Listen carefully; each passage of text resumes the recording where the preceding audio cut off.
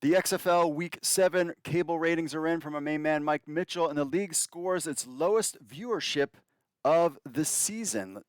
So, the cable TV ratings are out for Week 7 of the XFL season after bouncing back in Week 6 with favorable viewership numbers. And the return to ABC, the XFL's viewership numbers took a hit back exclusively on cable. The XFL's 4 games on cable TV averaged 350,000 viewers, the lowest average viewership output of the season. Now, the figures started out extremely poorly Friday night on FX against top competition, but bounced back Saturday and Sunday to more respectable levels. So, week 7 of the cable TV ratings on ESPN and FX.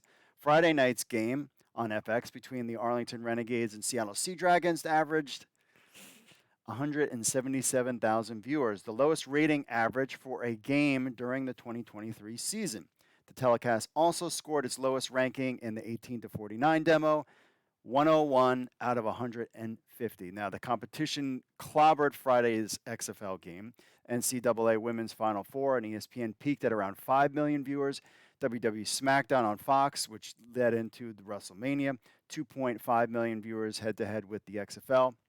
Now, the 177,000 average for the XFL is the lowest in recent spring football, averaging 4,000 fewer viewers than the USFL did on a Sunday night on FS1 last summer.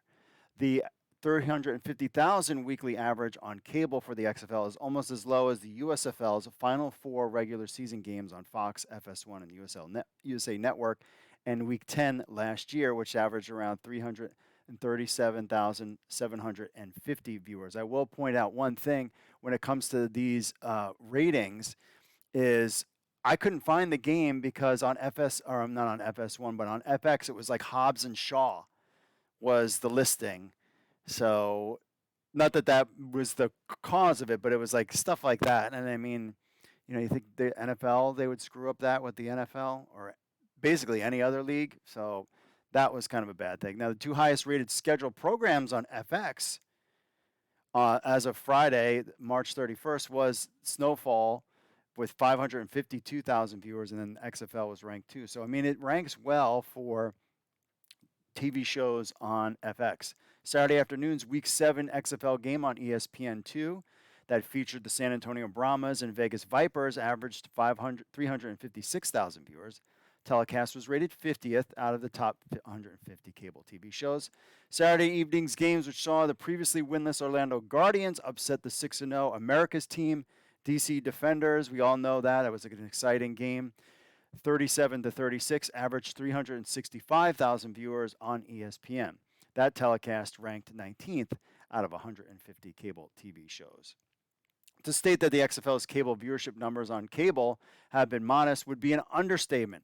However, for what it's worth, the XFL has held up favorably on the second-tier cable stations of ESPN2 and FX. So the top ESPN2 shows, you can see the XFL is number 1 at 371,000 viewers. NIT Tournament, NCAA Hockey Championship, NCAA Women's Basketball Championship Studio, basketball, college softball. So you can see that the XFL does, as far as a product on ESPN2, does well there. The final week of the XFL Sunday afternoon slate on ESPN between the St. Louis Battlehawks and Houston Roughnecks averaged 502,000 viewers. I can always tell this on the website. There was more interest on the website. Telecast was rated 25th out of 150.